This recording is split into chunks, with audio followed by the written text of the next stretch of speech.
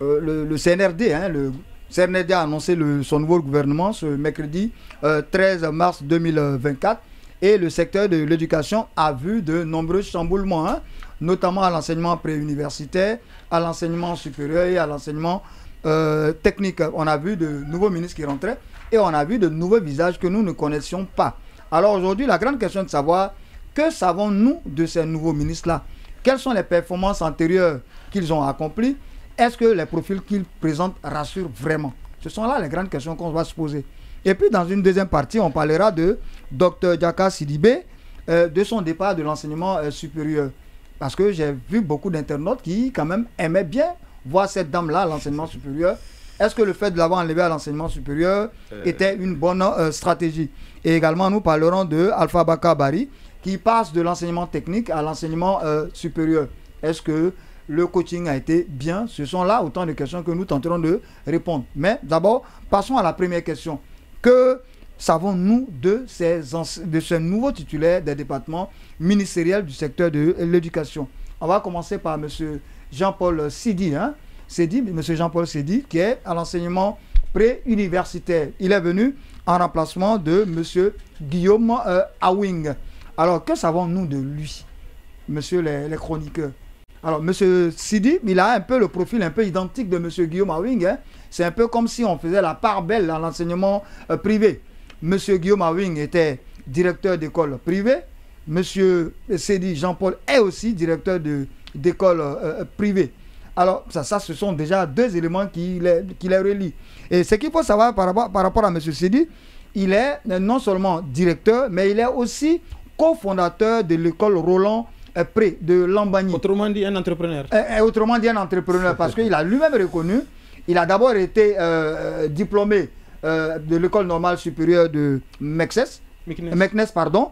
Après, il est proviseur du lycée Sainte-Marie de Dixine. Après, il se retrouve comme entrepreneur, hein, il se lance dans l'entrepreneuriat. Ils vont créer un cabinet d'ingénierie qui leur permettra d'avoir un financement pour créer une école privée appelée les cours privés Roland Pré.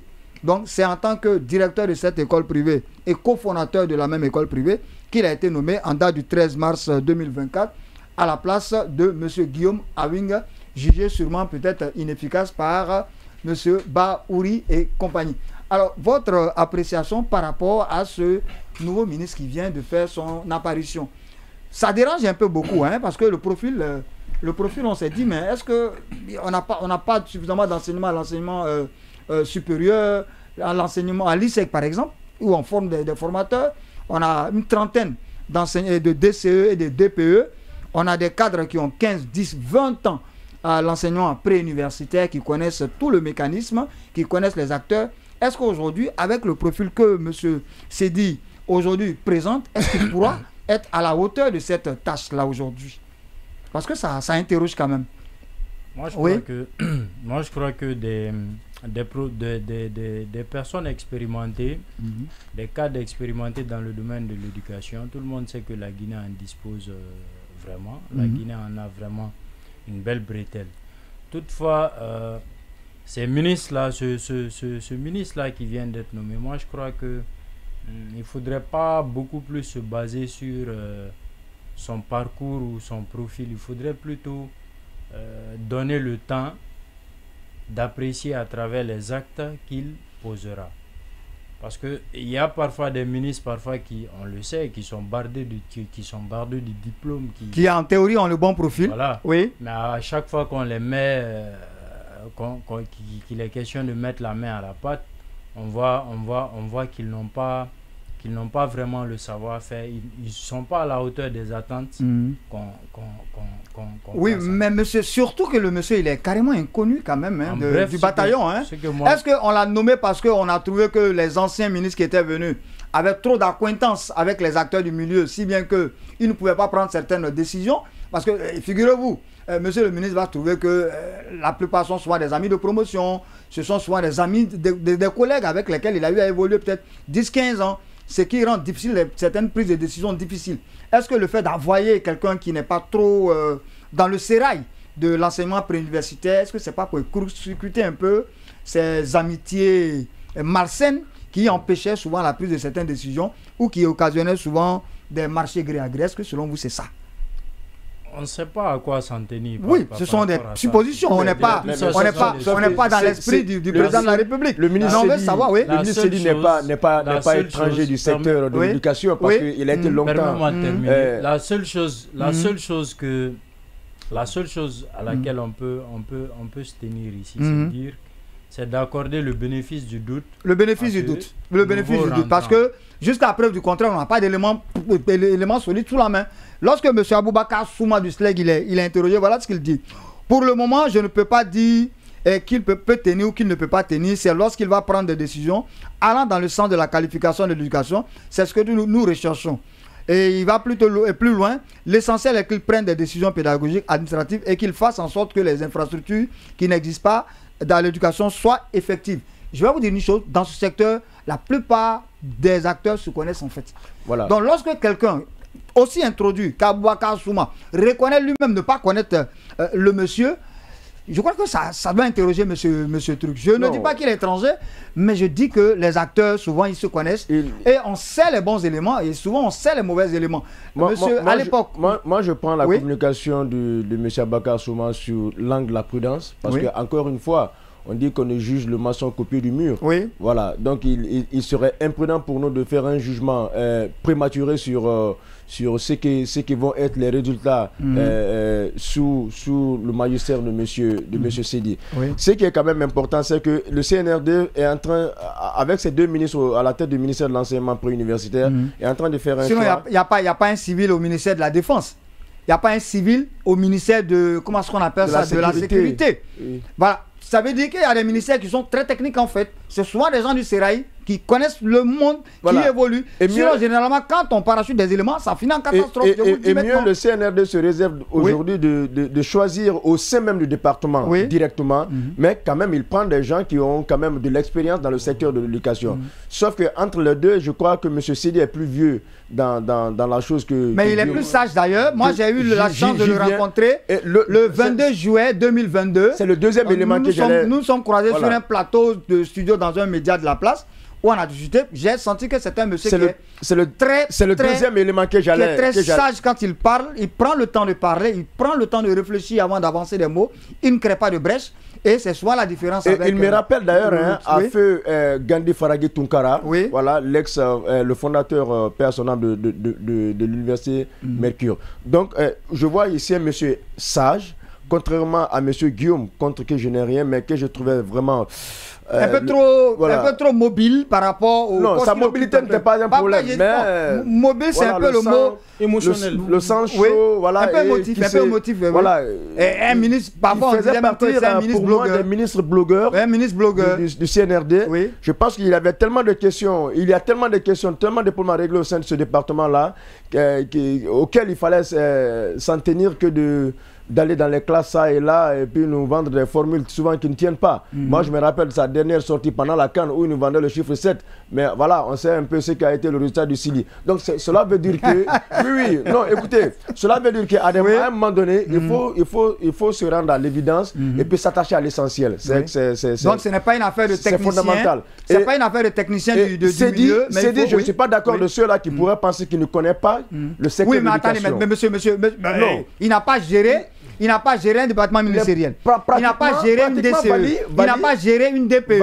Alors, il a géré une école. Une école, je crois que l'expérience acquise durant ces années, la cellule de base. Voilà, l'expérience acquise durant ces années. De la cellule de base à la fêtière quand même. Oui, alors je vous écoute. L'expérience acquise, les expériences acquises durant toutes ces années-là, peuvent être profitables pour lui. Et au-delà de cela, ce n'est pas parce qu'il a été directeur d'une école ou bien qu'il est cofondateur d'une école qu'il n'a pas des acquaintances avec des travailleurs du département de l'enseignement. Donc, moi, je me dis qu'il connaît un peu, eh bien, le fonctionnement du département, qu'il connaît un peu les problèmes de ce département-là. Et s'il a été choisi, c'est parce que je crois qu'il a quand même dit des choses qui sont allées en sa faveur, qui ont permis à ses employeurs aujourd'hui de pouvoir le choisir, d'apprécier et le choisir parmi tant d'autres candidats. Dit. Ça veut dire que ce sont les résultats d'une interview et non, peut-être que ce n'est pas une évaluation fondée sur peut-être des acquis antérieurs à la personne. Parce que tu as dit.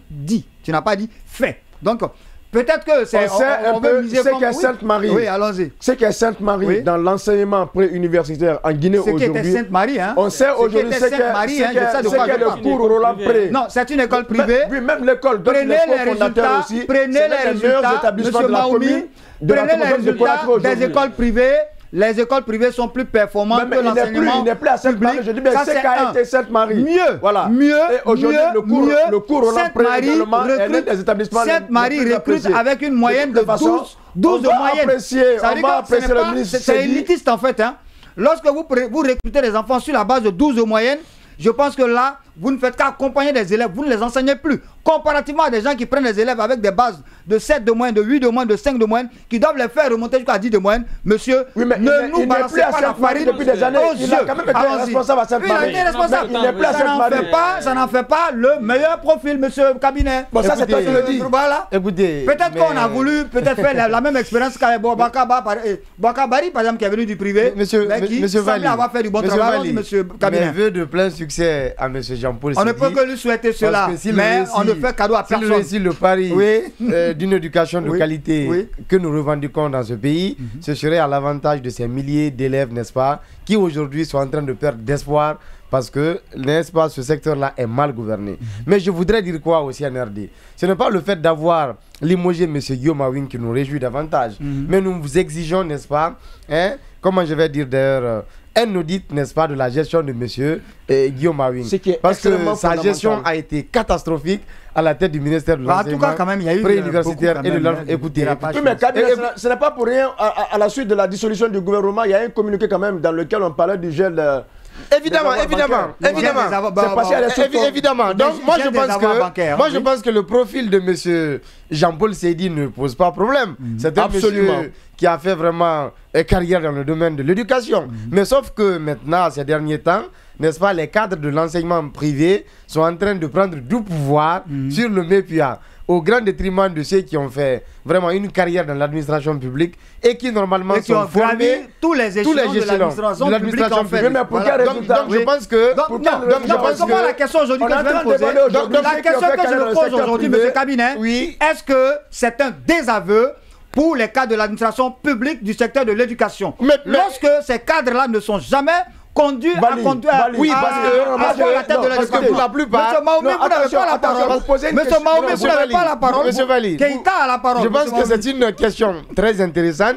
Et pour répondre à cette question, il faut trouver les motivations dans le manque de résultats que certains, n'est-ce pas, du public font preuve dans les différentes unités. Est-ce que c'est la preuve que le privé est plus sérieux que le public aujourd'hui? Non, c'est pas forcément ça. Est-ce que ça veut pas dire que le privé est plus sérieux que le public? C'est pas ce que je dis. Mais je voudrais dire qu'un monsieur comme monsieur Jean-Paul Seydi, nous savons bien, n'est-ce pas, les résultats qu'il a pu obtenir dans sa gestion dans le domaine du privé. Seydi était qu'on appelle ça à Roland Pré. Évidemment. Est-ce que vous êtes d'accord avec moi que une école, c'est une entité qui est très limitée comparativement à tout un système. Mais c'est l'unité de base. Mais est-ce qu'au-delà de tout cela, ces cadres de l'enseignement préuniversitaire public aujourd'hui n'ont pas démontré leur mauvaise foi, leur corruption, si bien qu'aujourd'hui, on reconnaît leur capacité pédagogique ou administrative, mais aujourd'hui, on a peur de leur moralité, si bien qu'on préfère les mettre à l'écart. Cela est une réalité.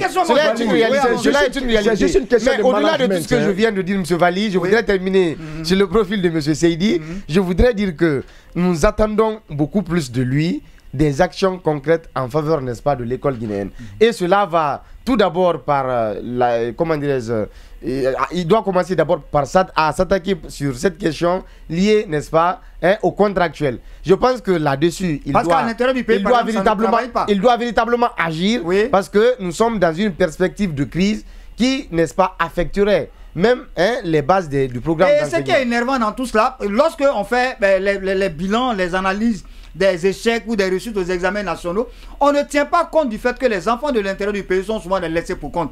On les évalue sur un pied d'égalité avec des enfants de Conakry ou de capitale régionale sur les mêmes épreuves alors qu'ils n'ont pas suivi les mêmes cours, Évidemment. ils n'ont pas eu les mêmes enseignants. Évidemment. Et je pense que le nouveau ministre, c'est un défi qui devrait C'est un chantier auquel il doit vraiment s'attaquer. Fortement injustice et chaque année, c'est la même chanson. Et évidemment. Cette année, ce ministre ne viendra pas faire des blogs, mais plutôt nous proposer des solutions concrètes. Ouais, allons-y. Oui.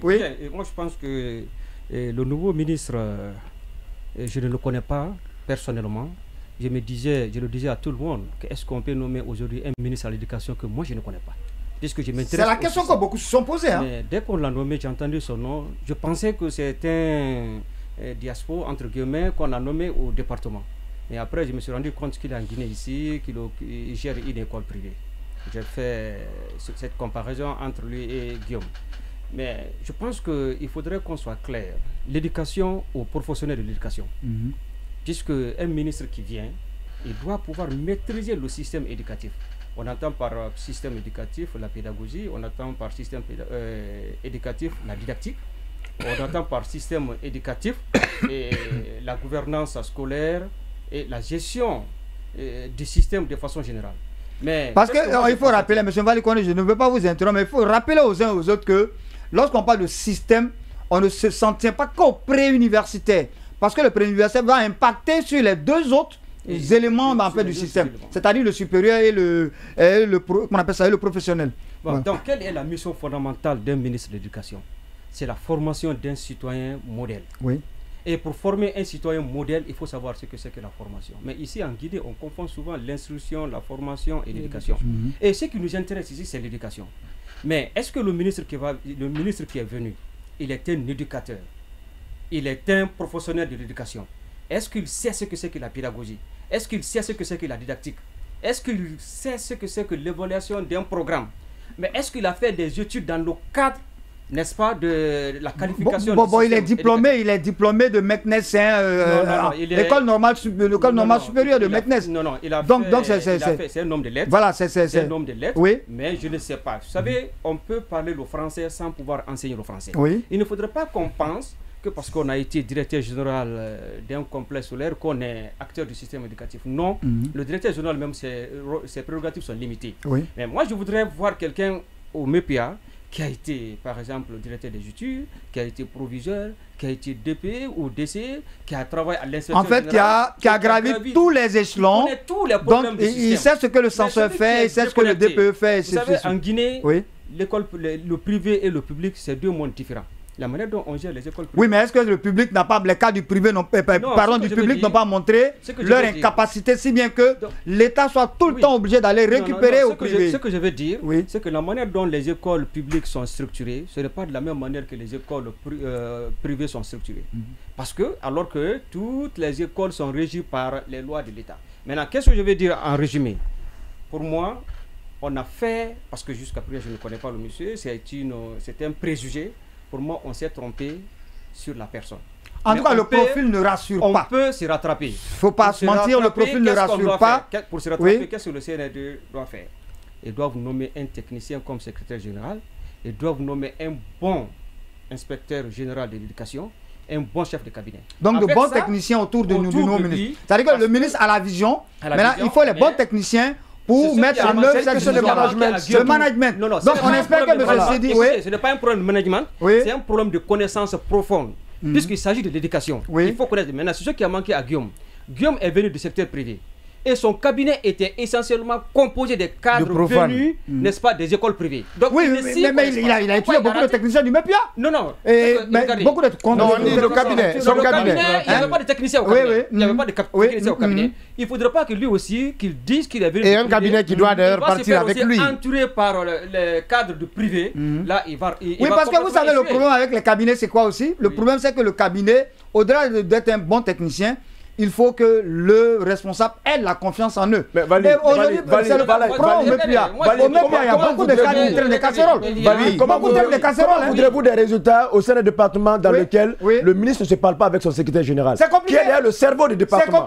C'est compliqué. Guillaume Awing, par exemple, ne parlait presque pas avec son secrétaire général. Ah bon? Il parlait pas. Oui. Il ne parlait pas avec Julien. Il peut réussir à une seule condition qu'on lui donne un bon cabinet. Et si vous regardez d'ailleurs, lorsque Guillaume a été mis à pied avec tout le gouvernement, les premières réunions de cabinet de son secrétaire général, c'était un bilan même qu'ils étaient en train de faire en fait de tout le passage même en fait du département. Comment est-ce que les budgets étaient utilisés ici? Comment est-ce que les entrants scolaires ont été utilisés? Donc vous sentez ça mérite d'être passé. Voilà, Monsieur Valli, je pense qu'aujourd'hui d'ailleurs, si Monsieur Seydi, le nouveau ministre de l'enseignement préuniversitaire, doit véritablement travailler dans le sens de la réforme, il faut que le cabinet qui a accompagné Monsieur Guillaume Awing parte. En tout cas, il faut que ce cabinet parte. Il faut un coup de balai. Le conseiller de la pédagogie, le conseiller chargé de la législation scolaire, il faut que tout ceci, le conseiller principal surtout, il faut que tout ceci aussi parte avec M. Guillaume Awing. Et surtout, que Guillaume parte avec son équipe. Écoutez, il faut qu'il parte avec son équipe. Non, que M. Seydi soit accompagné d'une équipe rigoureusement reconnu et qui travaille vraiment dans le sens d'améliorer les choses. C'est ce dont on a besoin. Et qu'on ne vient pas nous faire la maman ici, monsieur Truc. On va fermer avec ça. Toi, tu n'as pas parlé. Il n'a pas parlé, mais toi, tu es. J'ai trouvé très intéressant le débat. Je trouve que chacun de nous ici en train de... Monsieur Manser, on va aller vite parce qu'on va... Moi, j'aimerais bien parler de Diakhasidibé. J'aurais dû souhaiter de parler parce que vous mettez devant le corps accompli. Le problème, c'est quoi? C'est que M. Sidi a fait une école d'excellence, qui est une école de référence au Maroc, une école de Meknes. Ça, c'est un premier élément qui me rassure davantage par rapport à ce qu'on appelle les aptitudes professionnelles du management en général. Donc ça, c'est un premier élément. Deuxième élément, ce qui me préoccupe davantage, c'est peut-être sa méconnaissance, supposée méconnaissance du système de point de vue A à Z, qui pourrait être un... Sinon, Faya Milumoro, par exemple, il est un doctorat canadien. Il est un docteur canadien. Système éducatif, Faya. Il est spécialiste de l'éducation, il est docteur au Canada. On l'a reçu ici, on n'est pas gelé. C'est le cas de Babano aussi. Ils ont des diplômes canadiens. Donc pour moi, l'école, c'est pas forcément la panacée.